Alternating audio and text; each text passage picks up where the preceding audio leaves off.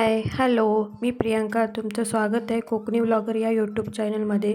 तुम्हाला आजचा आणि इथून पुढील दिवस आनंदात, ऐश्वर्यात आणि समाधानात जावो हीच बाप्पाचरणी प्रार्थना.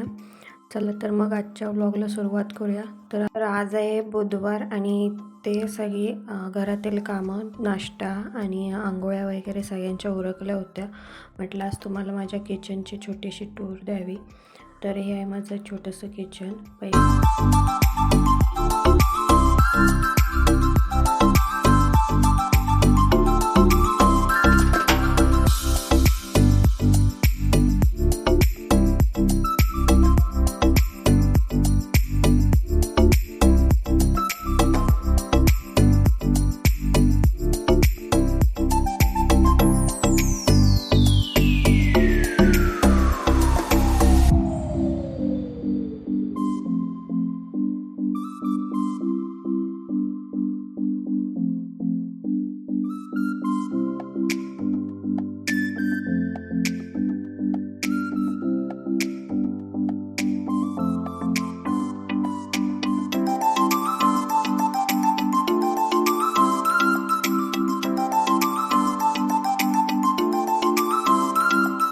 आज ना इलेक्शनची सुट्टी असल्यामुळे बाहेर जायचं ठरवलं होतं, पण काही कारणामुळे जाता आलं नाही. मग मी याआधी शूट केले होते व्हिडिओ, त्याचीच व्हिडिओ तुम्हाला दाखवते.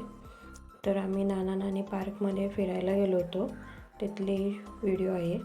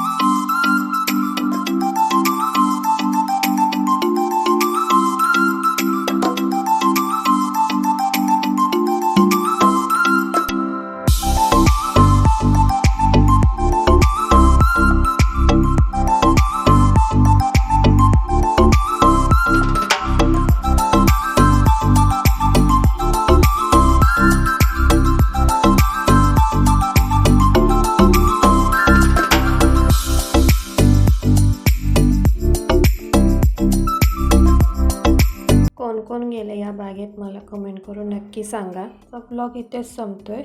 भेटू आपण पुढच्या ब्लॉगमध्ये. इथून पुढचा ब्लॉग हा गुरुवारचा आहे. तर गुरुवारच्या ब्लॉगची सुरुवात ही छानशा देवपूजेने केली आहे मी. तर तुम्ही घरातील नकारात्मक शक्ती बाहेर घालवण्यासाठी काय करता हे मला नक्की सांगा. मी तर हा उपाय करते. तर इथे मी खडे मीठ घेतले आणि त्यात 4 ते 5 लवंगा टाकल्यात आणि आपल्या कुलस्वामिनीचं देवाचं नाव घेऊन त्याचा वास सदैव माझ्या घरी राहू दे अशी प्रार्थना करते आणि ते फ्रीजच्या मागे कोणाला दिसू नये असं ठेवून देते. त्यानंतर मग हे सगळं पूजा वगैरे झाल्यावरती मग श्रेयाच्या शाळेचा टायमिंग झालेला. मग त्याला मी शाळेत सोडून मी आणि चकुली आम्ही दोघं त्याला शाळेत सोडायला निघालो. त्याला शाळेतून सोडून आल्यानंतर थोडा वेळ आराम केला आणि संध्याकाळच्या जेवणाची तयारी केली. आज पुरणपोळीचा बेत होता. गुरुवार असल्यामुळे पुरणपोळी करायची ठरवली होती. तर ही माझी पद्धत आहे पुरणपोळी करण्याची. तुमची पद्धत मला नक्की सांगा. तुम्ही कशाप्रकारे पुरणपोळी बनवता. तर मी हे पहिली डाळ कुकरला लावून घेतली होती. ती चांगली शिजवून घेतली. त्याच्यानंतर मग ती मिक्सरला बारीक करून घेतली आणि मग त्याचं गूळ आणि त्या डाळीचं सारण तयार करून घेतलं. कारण हे पटपट होतं. चाळणीने सारण तयार करायला खूप वेळ जातो. असं सारण केलं तर लवकर तयार होतं. आणि आपला जास्तीचा वेळसुद्धा वाचतो. चला तर मग मी पुरणपोळ्या तयार करून घेते.